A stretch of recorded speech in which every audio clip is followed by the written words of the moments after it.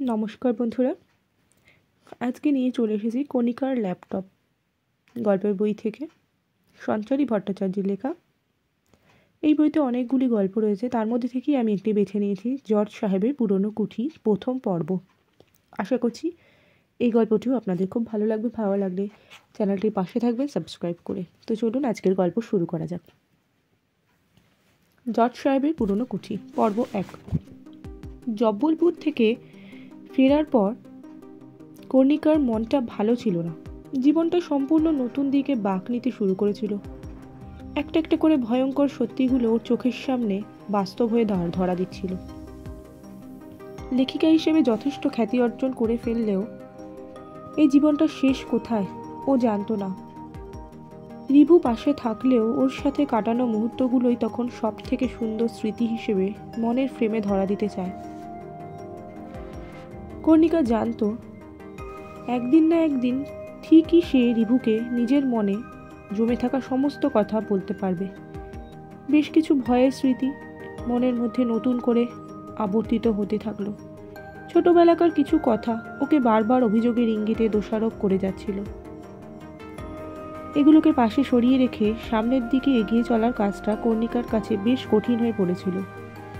বেশ বুঝতে পারছে পরিবারের মানুষগুলোর সাথে ওর একাকিত্ব ক্রমশ দূরত্ব তৈরি করে ফেলছে। মা ও বাবার কাছ থেকে ধীরে ধীরে অনেকটাই দূরে চলে এসেছিল কর্ণিকা। জীবিকার প্রয়োজনে ভারতবর্ষের বিভিন্ন প্রান্তে তখন ঘুরে বেড়াতে হচ্ছিল। একদিকে ছিল তার জীবিকা আর অন্যদিকে ছিল অজানাকে নতুন করে জানার তাগিদ। এই দুয়ের টানাপোড়েনে পরিবার পরিজনের কথা ভুলতে বসেছে। কতদিন রিভুর সাথে দেখা হয় না। সেই যে অফিসে প্রজেক্ট দেখতে গেল আর ফোনের নামগন্ধও নেই। ও নিজেও অবশ্য কাজের মধ্যে এতটাই ডুবেছিল যে যোগাযোগ করতে পারেনি। খানিকটা অভিমান থেকেও করেনি। রিভুকে কিছু কথা জানাতে খুব ইচ্ছে করছিল। কতক্ষণে ওর কাছে সবটা বলতে পারবে এমনটাই মনে হচ্ছিল। মা বাবার কাছে এই সত্যিগুলির তেমন কোনো দাম ছিল না। সেই জন্যই রিভুই ছিল তখন একমাত্র ভরসা। ওর কথাটা মনে পড়তেই ভাবলো একটা ফোন করি। ফোনটা তুলতে যাবে, হঠাৎ মোবাইলটা বেজে উঠল। রিভুর নামটা স্ক্রিনে দেখতে পেয়েই কর্ণিকার আনন্দের সীমা রইল না। মন থেকে কাউকে চাইলে হয়তো এমনটাই হয়। একেই বোধহয় টেলিপ্যাথি বলে। ফোনটা ধরেই কর্ণিকা বলল, হ্যালো, আমি তোমার কথাই ভাবছিলাম। কর্ণিকার মুখে নিজের নামটা শুনতে রিভুর বরাবরই ভালো লাগতো। কর্ণিকার উপস্থিতিটা ওর জীবনে ঝড়ো হাওয়ার মতো ছিল। এক নিমিষে ও সব কিছুকে ওলটপালট করে দিত। ওর কণ্ঠস্বরটা কানে যেতেই জীবনের সব দুঃখ কষ্টকে এক মুহূর্তে ভুলে যেতে ইচ্ছে করতো রিপুর। এটাই তখন ওর জীবনের মূল প্রসঙ্গ হয়ে উঠেছিল। কর্ণিকার ভালোবাসাই ছিল সেই মহামূল্যবান বস্তু যা ওর জীবনে সমস্ত অন্ধকারকে দূরে সরিয়ে দিয়েছিল। সামনের পথটাকে আরও আলোকময় করার উদ্দেশ্যে কর্ণিকার কাছাকাছি পৌঁছানোটা হয়ে উঠেছিল সব থেকে বেশি জরুরি। আমিও তোমার কথাই ভাবছিলাম কর্ণিকা। অনেকদিন তোমাকে ফোন করতে পারিনি। এক তো হলো অফিসের প্রচণ্ড কাজের চাপ, আর দ্বিতীয়ত এখানকার নেটওয়ার্ক। থাক, আমি কি তোমার কৈফিয়ত চেয়েছি? কর্ণিকা অভিমান মাখা স্বরে বলল। বাবা, লেখিকার খুব রাগ হয়েছে দেখছি। ঠিক আছে বাবা, এই কানমলা খাচ্ছি, আর কখনো হবে না। কর্ণিকা ওর ছেলে মানুষই দেখে হেসে ফেলে। এই তো জানো, কতদিন তোমার হাসি মাখা উজ্জ্বল মুখটা দেখিনি। এই শোনো না, আমি কাল রাতে কলকাতায় ফিরেছি। চলো না আমরা একসাথে কোথাও বেড়াতে যাই। একঘেয়ে জীবন চলছে, তুমিও পড়ে রয়েছো তোমার লেখালেখি নিয়ে, আর অন্যদিকে মাথা ভাঙা কাজের চাপে আমিও একবার পাগল হয়ে উঠেছি। আজ একটু বেরোনো যায়। আইডিয়াটা মন্দ নয়, তবে কাছে পিঠে কোথাও একটা গেলে মন্দ হয় না। কোথায় দেখা করতে চাও বলো? রিভু বলল, সার্দার্ন এভিনিউয়ের কাছে একটা খুব ভালো কফি শপ ওপেন হয়েছে, চলো আজকে সেখান থেকেই ঘুরে আসি। জায়গাটা বেশ নির্জন আর কথা বলার মতো। অন্যান্য জায়গাগুলো বড্ড ঘিঞ্জি, এত লোকজনের মধ্যে আমার কথা বলতে ভালো লাগে না। এছাড়া অনেকদিন তোমার মুখটাও দেখিনি, তাই একাকিত্বকে সঙ্গী করেই আজকের দিনটা বাঁচতে চাই। তোমার চোখ দুটোর দিকে তাকালে আমি এক আকাশ স্বপ্ন খুঁজে পাই। জায়গাটা নির্জন না হলে আমরা কোনো কিছুই উপভোগ করতে পারবো না, তাই খুঁজে খুঁজে এইখানা জায়গা বের করেছি। এবার তোমার অনুমতির অপেক্ষা। তোমার অনুমতি পেলেই আমি টেবিলটা বুক করে নেব। কফি শপে আজকাল আবার টেবিল বুক করতে হয় নাকি? সব জায়গায় হয় না, তবে কিছু কিছু জায়গায় এইরকম ব্যবস্থা আছে। যারা নির্জনতা উপভোগ করতে পছন্দ করে, ঠিক তোমার আমার মতো, তাদের জন্যই এই ব্যবস্থা। বাহ, ভালোই হয়।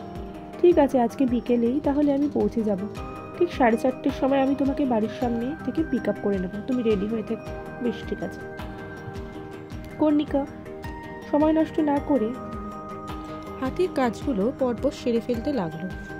অনেকদিন বাদে ওর সাথে দেখা হতে চলেছিল, ফলে সুন্দর করে সেজে গুজে ওর সামনে গিয়ে দাঁড়াতে চাইছিল।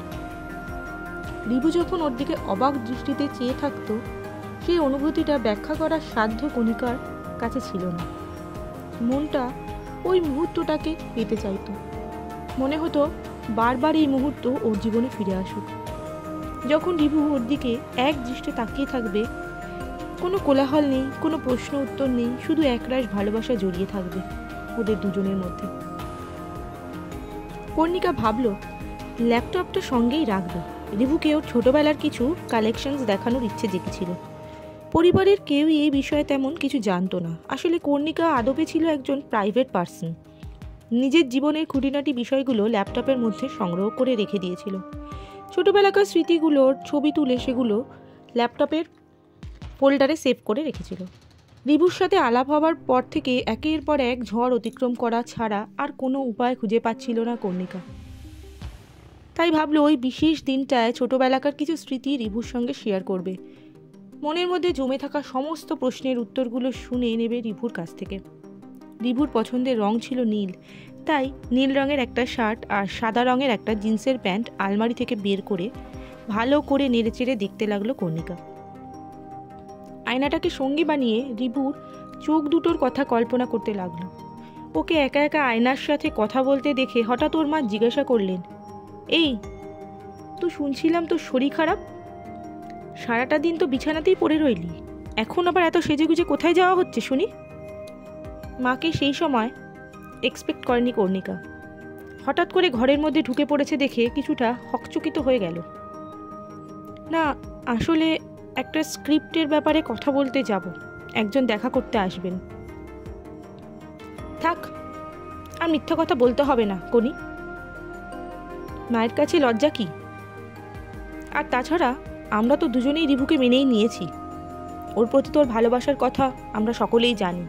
শুধু তাই নয়, ছেলেটি সম্পর্কে আমার অনেক ভুল ধারণা ছিল, কিন্তু প্রতি মুহূর্তে ও তোকে যেভাবে আগলে রেখেছে, ভালোবাসার মানুষ ছাড়া এমনটা করা কারোর পক্ষেই সম্ভব নয়। তাই ওর সাথে দেখা করতে যাওয়ার জন্য আমাদের পারমিশন নেওয়ার প্রয়োজন নেই। তুই মনের আনন্দে ওর সাথে দেখা করতে যা, যত খুশি সাজ, আমার কাছে তোর হাসিটাই সব থেকে মূল্যবান। মায়ের মুখে একরাশ আনন্দ দেখে মনটা সেদিন ভরে উঠছিল কর্ণিকার। রিভুর প্রতি ওর মায়ের এতদিন একটা বিদ্বেষ কাজ করছিল, কিন্তু সত্যিটা জানবার পরে ওর মা একদিন না একদিন যে সম্পূর্ণরূপে ওকে মেনে নেবে, একথা সে আগেই বুঝতে পেরেছিল। আসলে কর্ণিকা ছাড়া ওদের কাছে আপন বলতে আর কেউ ছিল না। মা বলে কাছে গিয়ে জড়িয়ে ধরল কর্ণিকা। আচ্ছা বাবা, অনেক হয়েছে, আর দেরি করিস না, তাড়াতাড়ি রেডি হয়ে নে। মায়ের কথাটা শেষ হতেই রাস্তায় গাড়ির হর্নটা বেজে উঠল। ওই দেখো, চলে এলো মনে হয়। কর্ণিকা মুখটা বাড়াতেই দেখলো রিভু একগাল হাসি নিয়ে ওর জানালার দিকে চেয়ে রয়েছে। ওর পছন্দের রঙের জামাটা রিভুর গায়ে, সাদা শার্ট আর নীল জিন্স। কর্ণিকার পছন্দের কথাটা মনে রেখেছে দেখে ও আনন্দে আত্মহারা হয়ে গেল। কোনো রকম সেজেগুজে রিভুর সামনে গিয়ে দাঁড়ালো। ওকে দেখা মাত্রই রিভু ধ্যান শূন্য হয়ে গেল, হা করে দেখতে থাকলো। ঠিক এমনটাই তো চেয়েছিল কর্ণিকা। অপেক্ষার অবসান ঘটল। গাড়িটা গিয়ে দাঁড়ালো একটা সুসজ্জিত ক্যাফের সামনে। একেবারে নতুন ছিল একটা জায়গা। কর্ণিকা এর আগে কোনোদিনই এখানে আসেনি। ওর কাছে এটা ছিল পরম পাওয়া। এসো নাও, তোমার দিকে বাড়িয়ে দিলাম আমার 2 হাত। আহ রিভু, রাস্তার মাঝখানে এমন মশকরা করো না। মশকরা করার কিছু নেই, নিজের ভালোবাসার মানুষের জন্য হাত দুটো বাড়িয়ে দিয়েছি, এর মধ্যে কোনো ভুল নেই। কর্ণিকা রিভুর কথাগুলো শুনে লজ্জায় লাল হয়ে গেল। নিজের হাতটা বাড়িয়ে দিতে আর দ্বিধাবোধ করলো না। চলো এবার ভেতরে যাওয়া যাক। রিভুর কথায় রাজি হয়ে গেল কর্ণিকা। ক্যাফের ভেতরে ঢুকতেই দেখলো ওদের জন্য এলাহি আয়োজন করা হয়েছে। একটা স্পেশাল টেবিল বুক করেছে রিভু। ওদের আলাদা কেবিনে বসতে দেওয়া ব্যবস্থাও আছে। পুরো পরিবেশটা ভীষণ নজরকাড়া লাগছিল। টেবিলে গিয়ে বসলো দুজনে। কর্ণিকার মুখের দিকে কিছুক্ষণ হাঁ করে তাকিয়ে থাকার পর বলল, আজ তোমার জন্য আমার জীবনটা আনন্দে ভরে উঠেছে। তুমি আমার মনের মন্দিরে বহুদিন আগেই জায়গা করে নিয়েছো। আজকে একথা বলতে দ্বিধা নেই। আমি তোমাকে নিজের স্ত্রী রূপে পেতে চাই। সেই জন্য আজকে আমি তোমাকে কিছু দিতে চাই, তুমি নেবে? কর্ণিকা ওর হাতটা ধরে বলল, আমি তোমাকে ভালোবাসি, খুব ভালোবাসি। তোমার কাছ থেকে কিছু চাই না, তুমি আমার সাথে থাকলেই হবে। সেটা আমি জানি কর্ণিকা, আমার জীবনে দেখা সেরা মানুষ তুমি, সেই জন্যই তোমাকে এত ভালোবেসে ফেলেছি। তোমার মধ্যে সেই গুণ আছে যা পাথরেও প্রাণ সঞ্চার করতে পারে। আমি এইভাবেই তোমার পাশে থাকতে চাই, সারা জীবন তোমাকে আগলে রাখতে চাই, তাই তোমাকে নিজের করে পেতে চাই। তুমি কি আমাকে সেই অধিকার দেবে? হ্যাঁ দেব, তুমি যা দিতে চাও আমাকে দিতে পারো, আমি তা ভালোবেসে গ্রহণ করব, কথা দিলাম। কর্ণিকার কথা শেষ হতেই রিভু পকেট থেকে একটা ছোট্ট বক্স বের করলো। বক্সটা খুলে ওর মুখের সামনে তুলে ধরলো। একটা হীরের আংটি জল করছিল। কর্ণিকা দেখে আনন্দে আত্মহারা হয়ে উঠল। হাতটা বাড়াও কর্ণিকা, আমি তোমার আঙ্গুলে এই আংটিটা পরিয়ে দিতে চাই, অনুমতি আছে? রিভুর দিকে হাতটা বাড়িয়ে দিল কর্ণিকা। আংটিটা সেদিন ওর হাতে বেশ মানিয়েছিল। রিভুর হাতে হাত রেখে কথা দিল কর্ণিকা, আমি সারা জীবন তোমার সাথে থাকতে চাই রিভু, কোনোদিন আমাকে ছেড়ে চলে যেও না। আমার জীবনে তুমি আসার পর থেকে আমিও বাঁচার নতুন আশা খুঁজে পেয়েছি। তোমার আসার আগে এই জীবন ছিল তো ঠুনকো। তুমি এসে নতুন রং রূপ গন্ধে ভরিয়ে দিয়েছো। আমি চাই সারা জীবন হাসতে, তুমি পাশে থাকলে আমি সারা জীবন হাসতে পারবো, কথা দিলাম কর্ণিকা। তোমার মুখের হাসি অমলিন থাকবে, যতই ঝড় ঝাপটা আসুক না কেন, আমি আজীবন তোমার পাশে এভাবেই থাকবো, তোমাকে সব বিপদের হাত থেকে রক্ষা করব। ওদের হাতের শক্ত বাঁধনটা সেদিন অনেক কিছু বলে যাচ্ছিল। ওরা কেউই জানতো না ভবিষ্যতে কত বড় বড় ঝড় অপেক্ষা করছিল ওদের দুজনের জন্য। মানুষ বুঝতে পারে না কি ঘটতে চলেছে, আভাস পায় মাত্র। অতীতের অন্ধকার যে ভবিষ্যৎকেও গ্রাস করতে এগিয়ে আসতে পারে সে ধারণা আমাদের অনেকেরই থাকে না, ওদেরও ছিল না। একে অপরকে কাছে পাওয়ার নেশায় মেতে উঠেছিল ওরা। জীবনের সব আনন্দটুকুকে একটা ঝাঁপির মধ্যে ভরে ফেলতে চেয়েছিল। দীর্ঘদিনের একাকিত্বের অবসান ঘটল। নতুন স্বপ্ন আবার ভিড় করে আসতে লাগলো কর্ণিকার মনে। খাওয়া দাওয়া শেষ করে ওরা গল্প করছিল। কথায় কথায় রিভু বলে উঠল, তুমি আমাকে সেদিন কি যেন একটা বলেছিলে, তোমার ছোটোবেলাকার কথা। তোমার সাথে নাকি কী সব অদ্ভুত ঘটনা ঘটতো যা তোমার বাড়ির লোকেরা কেউ বিশ্বাস করতে চাইতো না। এটা কি সত্যি? রিভুর কথাগুলো শোনা মাত্রই কর্ণিকার মুখের ভাষা হঠাৎ বদলে গেল। অবিচলভাবে ওর মুখের দিকে তাকিয়ে থেকে বলল, হ্যাঁ সে অনেক কথা, আজকে আমি তোমাকে সব কিছু বলবো। আমার জীবনের প্রতিটা দিন এখন খুব গুরুত্বপূর্ণ। আগের সময় কিভাবে চলে যেত বুঝতে পারতাম না। অনেক ঝড়ঝাপটা অতিক্রম করতে হয়েছে, কিন্তু সবই একা করেছি। আমি আমার জীবনকে অনেক দিন ভয়ঙ্কর রূপে দিতে চাইনি। শুধু আমি কেন, এই পৃথিবীর কেউই হয়তো তেমন পরিকল্পনা করে না। তবুও মানুষের সাথে এমন অনেক ঘটনা ঘটে যেগুলির কোনো বাস্তব কারণ থাকে না। ছোটবেলা থেকেই এরকম অনেক ঘটনা আমার জীবনে ঘটেছে যার কোনো বাস্তব ভিত্তি ছিল না। সেই কারণেই হয়তো আমার পরিবারের লোকজন বিশ্বাস করেনি, কিন্তু নিজেকে মিথ্যের আশ্রয়ে বাঁচিয়ে রাখা আমার পক্ষে সম্ভব ছিল না। তাই যেখানে থেকে যা প্রমাণ পেয়েছি সেই সব কিছুকে একত্রিত করে রাখার চেষ্টা করেছি। বেশ তো, আমাকে বলোই না। তুমি তো আর একা নও, আগের মতন একা একা সব কিছু সহ্য করার প্রয়োজন ফুরিয়েছে। এখন আমি আছি তোমার সাথে। তুমি তোমার সমস্ত মনের কথা আমাকে বলো, আমি শুনবো। শুধু শুনবো না, কোনোভাবে যদি তোমাকে সাহায্য করতে পারি আমি সেই চেষ্টাও করব। তুমি নিশ্চিন্ত থাকতে পারো, এর বিনিময়ে আমি কোনোদিনও তোমার কাছ থেকে কিচ্ছু দাবি করব না। এইভাবে কথা বলো না রিভু। আমি আমার জীবনে সব থেকে বেশি যদি কাউকে বিশ্বাস করে থাকি সেই মানুষটা জানবে শুধু তুমি। আমি সব বলছি। এরপর কর্ণিকা বলতে শুরু করলো। রিভু মন দিয়েও সমস্ত কথা শুনতে লাগলো। আমি তখন অনেক ছোট, 4-5 বছর বয়স হবে, তেমন কিছু মনে ছিল না। পরে পরে মায়ের কাছ থেকে শুনেছি এমনও অনেক সময় ঘটেছে আমি যা দেখতে পেয়েছি তা হয়তো কারুর নজরে পড়েনি। চোখের সামনে বিভিন্ন রকমের অবাস্তব ঘটনা ঘটে গেছে। চোখ বন্ধ করলে দেখতে পেয়েছি ভয়ঙ্কর সব চেহারা, কিন্তু তাদের কোনো বাস্তব ভিত্তি খুঁজে পাইনি। মা বাবাকে বলতে গেলে তারা মনে করেছে মানসিক রোগগ্রস্ত হয়ে পড়েছি, কিন্তু আমি জানি আমি তাদের চোখের সামনেই দেখতে পেতাম। একদিন রাতে খুব ঝড় উঠেছিল। ছোটবেলায় বিদ্যুতের ঝলকানি আমি সহ্য করতে পারতাম না, ভীষণ ভয় করত। যখনই প্রকৃতির এই তাণ্ডবলীলা শুরু হতো তখনই আমি জানালা বন্ধ করে চুপটি করে খাটের এক কোনায় গিয়ে বালিশে মুখ গুজে শুয়ে থাকতাম। এখনও আমি একইভাবে ভয় পাই। সেদিনও এরকমই একটা ভয়ঙ্কর রাত ছিল। প্রচণ্ড মেঘের গর্জন, চারিদিক অসাড় হয়ে গেছিল। জানালার কপাটটা বারবার আঘাত করছিল। ভয়তে আমার হাত পা ঠান্ডা হয়ে গেল। তখন গভীর রাত, মা বাবার নাম ধরে ডাকলাম, কিন্তু কোনো সাড়া শব্দ পেলাম না। বাধ্য হয়ে নিজেই উঠে পড়লাম। ধীরে ধীরে এগিয়ে গেলাম জানলার দিকে। বাইরে মুষলধারে বৃষ্টি। জানালার কপাটটা বন্ধ করতে যাব, এমন সময় নজরে পড়লো রাস্তার দিকে। মনে হলো কে যেন দাঁড়িয়ে রয়েছে। লাইট পোস্টের টিমটিমে আলোটা তার শরীরের ওপর পড়েছিল। ভালো করে লক্ষ্য করে দেখলাম একটা মেয়ে, সাদা শাড়ি পরা, শরীরটা ভিজে গেছে, এক দৃষ্টিতে তাকিয়ে রয়েছে আমার দিকে। চোখের মধ্যে কষ্টের লেশমাত্র নেই, তবুও যেন কিছু বলতে চাইছিল ওই চোখ দুটো। আমার হঠাৎ প্রচণ্ড ভয় করতে লাগলো। চোখটা ক্ষণিকের জন্য বন্ধ করে আবার তাকালাম। দেখলাম কেউ নেই। এত অল্প সময়ের মধ্যে কোথায় চলে যেতে পারে? আমার আরও ভয় করতে লাগলো। আমি জানালাটা বন্ধ করে দিলাম।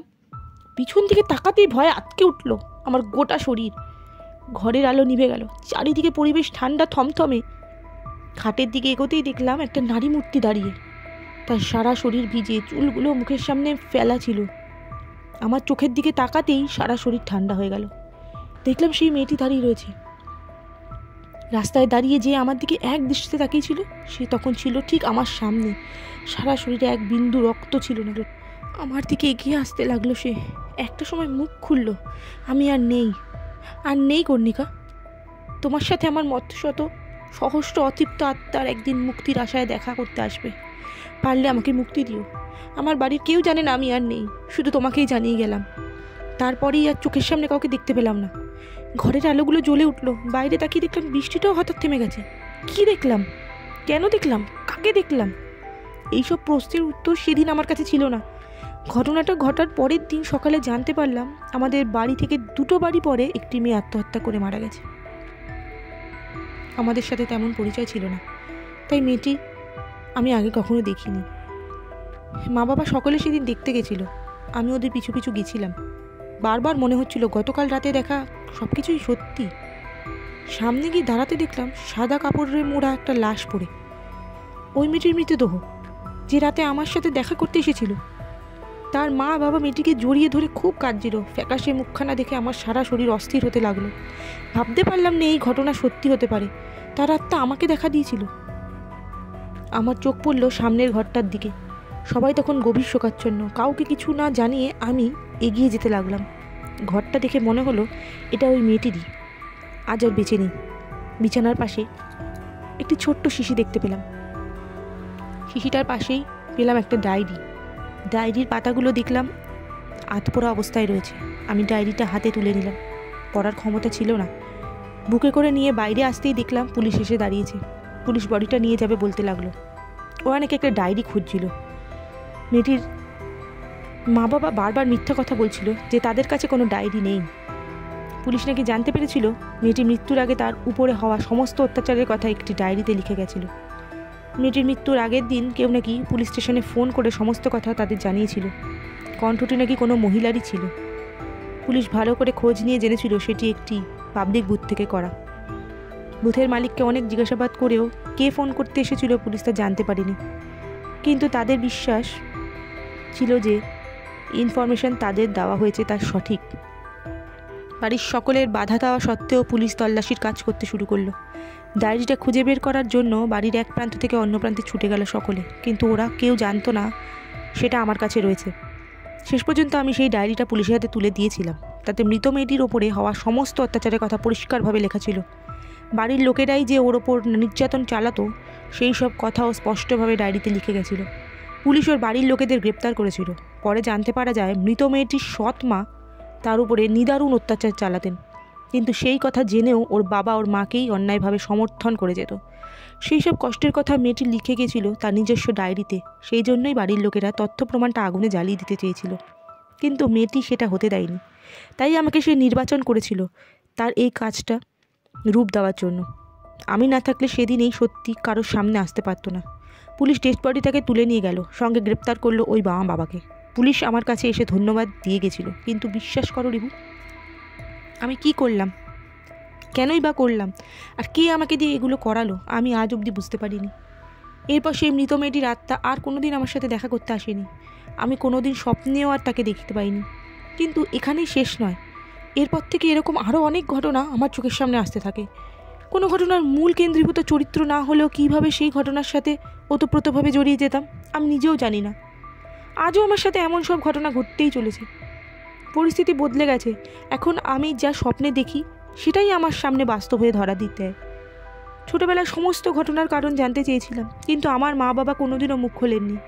যখনই ওনাদের জিজ্ঞাসা করতে গেছি তখনই ওনারা বলতেন এইসব নাকি আমার মনের ভুল, এগুলো আমার কল্পনা। কিন্তু আমি জানি এগুলো একটা বাজে স্বপ্ন নয়। প্রতি মুহূর্তে স্বপ্নগুলোকে আমি বাস্তবে রূপ নিতে দেখেছি। আমি ঈশ্বরে বিশ্বাস করি, কিন্তু তার পাশাপাশি আত্মাদের অস্তিত্বকে আমি এখন আরও অবহেলা করতে পারি না। আমি আজ থেকে নির্বাচিত হচ্ছি না, হয়ে আসছি বহু আগে থেকে। আত্মারাই আমাকে খুঁজে নেয়, তাদের মুক্তিপথ দেখতে পায় আমার মধ্যে। আমি জানি না আমার জন্মের উদ্দেশ্য কী, এর পিছনে এমন কোন গভীর রহস্য রয়েছে যা একমাত্র আমাকে এই সত্যের মুখোমুখি দাঁড়াতে হয়। তুমি আর আমি কোনো অচেনা শক্তির হাতের পুতুল হয়ে বেঁচে আছি। আগে আমি একা ছিলাম, একাই এই বিষয়গুলো অনুভব করতাম, কিন্তু এখন থেকে তারা তোমাকে দেখা দিতে শুরু করেছে। হয়তো আগামী দিনে এমন অনেক ঘটনা তোমার সাথে ঘটবে যার কোনো বাস্তব ভিত্তি তুমি খুঁজে পাবে না। কথাগুলো বলার পর কর্ণিকা আরও অস্থির হয়ে পড়ল। রিবু ওর কাছে গিয়ে বসলো। শান্ত হও কর্ণিকা, কোনো ভয় নেই, তোমার বিশেষ উদ্দেশ্যের সঙ্গী আমি। তুমি এখন আর একা নও, জানবে একজন আছে যে তার জীবন দিয়ে তোমাকে আগলে রাখবে। কর্ণিকা চোখের জলটা মুছে পাশে রাখা ব্যাগটা থেকে ল্যাপটপটা বের করলো। রিবু কিছুটা ঘাবড়ে গেল। সে কি, তুমি ক্যাফেতে ল্যাপটপ নিয়ে এসেছো? Very strange. কথায় কথায় আমি ভুলেই গেছি আমি ল্যাপটপ নিয়ে এসেছি একটা বিশেষ কারণে। এই ল্যাপটপের মধ্যেই আমি আমার ছোটোবেলাকার সমস্ত স্মৃতি গুচ্ছিত করে রেখেছি। আমার সাথে যখন যা ঘটতো আমি সেই সব কিছুকে ছবির মধ্যে বন্দি করে রাখতাম। আমার ছোটোবেলাকার শখ এটা। পরে এগুলোকে ক্যামেরা থেকে ল্যাপটপে ট্রান্সফার করে নিয়েছি। আধুনিক প্রযুক্তির দরুন এখন সবটাই অনেক সহজতর হয়ে গেছে। এই ল্যাপটপের মধ্যে আছে অনেক রহস্যময় ছবি, আরও সহজ আমার সারা জীবনের কালেকশন। এছাড়াও আছে আমার স্বপ্নে দেখা এমন কিছু রহস্যময় স্থান যেগুলো পরে আমি গুগলে সার্চ করে দেখেছি। তুমি শুনলে অবাক হবে, সত্যি সত্যি এই জায়গাগুলো পৃথিবীতে রয়েছে। পৃথিবীর কোনো না কোনো প্রান্তে, কোনো না কোনো শহরে কিংবা কোনো গ্রামে। এতদিন আমার সাথে যে ঘটনাগুলো ঘটেছে সেগুলিরই অস্তিত্ব ল্যাপটপে রয়েছে। যে 3টে রহস্যময় জায়গায় আমরা গেছিলাম, এই দেখো তার ছবিগুলো এই ল্যাপটপে ছিল। অনেক ছোটোবেলায় এগুলো সংরক্ষিত ছিল বলে আমার মায়ের নজরে পড়েনি। জব্বলপুর থেকে ফেরার পর আমি একদিন ল্যাপটপটা নিয়ে বসেছিলাম। হঠাৎ দেখলাম এই সব জায়গাগুলো আগে আমার স্বপ্নে এসে ভিড় করেছিল। এই প্রতিটা জায়গার ছবি এখানে রয়েছে। জানি না আরও কত রহস্য আমার জন্য অপেক্ষা করে রয়েছে। এই সব জায়গায় আমায় যেতে হবে কিনা, সব জায়গার ছবি রয়েছে নাকি আবার নতুন করে কেউ কোনো জায়গার ছবি ল্যাপটপে আপলোড করে দিয়ে দেবে। তার মানে তুমি বললে এগুলো তো তোমারই কালেকশন, এগুলো ছোটোবেলায় তুমি স্বপ্নে দেখেছিলে, পরবর্তীকালে কোনো না কোনো কারণে সেই জায়গাগুলোতে হয়তো তোমাকে যেতে হয়েছে। তার মানে এমন নয় যে এই ঘটনাই তোমার সাথে আজীবন ঘটতে থাকবে। তুমি এসব ভাবা ছেড়ে দাও কর্ণিকা, যা হয়েছে তাকে অতীত মনে করে ভুলে যাও। এখন আমাদের সামনে এক নতুন উজ্জ্বল ভবিষ্যৎ অপেক্ষা করে আসছে। অনেক দিন আমরা এইসব ভূত প্রেত নিয়ে চিন্তা করে করে মাথাটাই খারাপ করে ফেলেছি। চলো কোথাও একটা ঘুরে যাক। আজই টিকিট বুক করে ফেলছি। অফিসের এক বন্ধুর কাছ থেকে শুনলাম নৈনিতালে খুব সুন্দর একটা জায়গা রয়েছে, পাহাড়ে ঘেরা ছোট্ট একটা জায়গা। নৈনিতালের কাছে লাংচুল গ্রাম। চলো সেখানে ঘুরে আসি, বেশ কিছুদিন কাটিয়ে আসি। এই ভিড়ভাট্টার থেকে অনেক দূরে, সেখানে কোনো বিপদের সম্ভাবনা নেই। তোমার বন্ধু কি সেই জায়গাটা ঘুরে দেখে এসেছে? না, সেটা দেখেনি, কিন্তু ট্যুরিস্টরা যেতে শুরু করেছে। থাকার কোনো হোটেল নেই, হোমস্টে আছে, অনলাইনে বুকিং হয়। আমি ফোন করে সব ব্যবস্থা করে নেব। তুমি যাবে তো আমার সাথে? আমার মনে হয় তোমার একটু চেঞ্জ দরকার। নিরিবিলিতে গিয়ে লেখালেখি করলে তোমার খুব ভালো লাগবে। ঠিক আছে, তুমি বন্দোবস্ত করো, আমরা না হয় কিছুদিনের জন্য ঘুরে আসবো। আজকের পর্ব এখানেই শেষ করছি। খুব শিগগিরই নেক্সট পর্ব নিয়ে আসবো। আশা করছি কর্ণিকার ল্যাপটপের এই যশ সাহেবের পুরনো করছি গল্পটি আপনাদের সবার ভালো লাগছে। ভালো লাগলে কিন্তু অবশ্যই চ্যানেলটিকে সাবস্ক্রাইব করবেন, লাইক করবেন, কমেন্ট করবেন এবং শেয়ার করতে ভুলবেন না।